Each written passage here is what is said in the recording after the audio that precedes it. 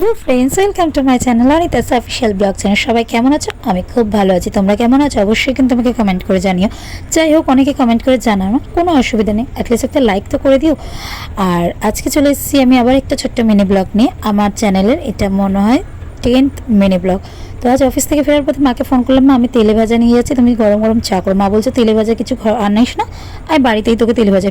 সত্যি বলতে মা, আমি বাড়ি ঢুকেই দেখি মা তেলে ভাজা ভাজছে। আমি ফ্রেশ হয়ে আসি, এসে দেখছি মা আলুর চপ করলো আর পেঁয়াজি। আলুর চপটা একটু অন্য ধরনের ছিল, আমরা যেটা বাইরে খাই সেটার থেকে আলাদা।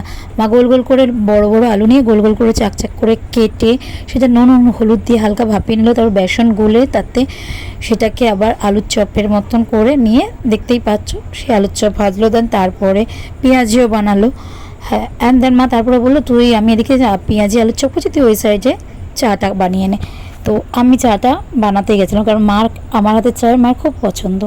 তো ওই হিসাবে আমি আচ্ছা, তোমরা কে কে বাতাসা দিয়ে চা খেয়েছো আজ পর্যন্ত?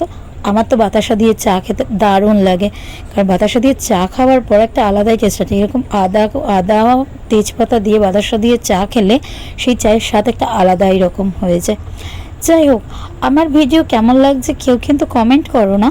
যাই হোক, বাট তোমরা লাইক করো, এতে আমি খুব খুশি হই। তো এখনও পর্যন্ত যারা সাবস্ক্রাইব করোনি, প্লিজ আমার চ্যানেলটা সাবস্ক্রাইব করে দিও।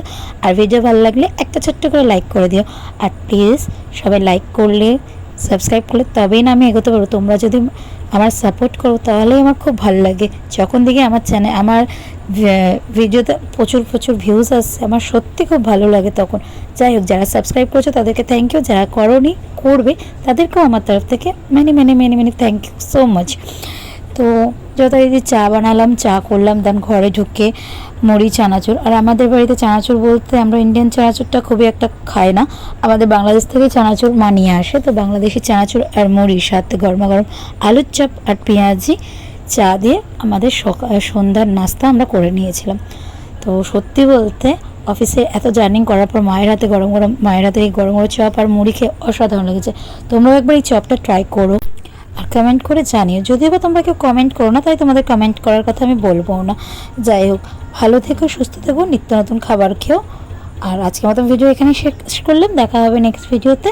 ভালো লাগলে একটা লাইক করে দিও, কমেন্ট করার দরকারই নেই। আর সাথে থেকো, পাশে থেকো, এইভাবেই সাপোর্ট করে দিও। Bye, love you all.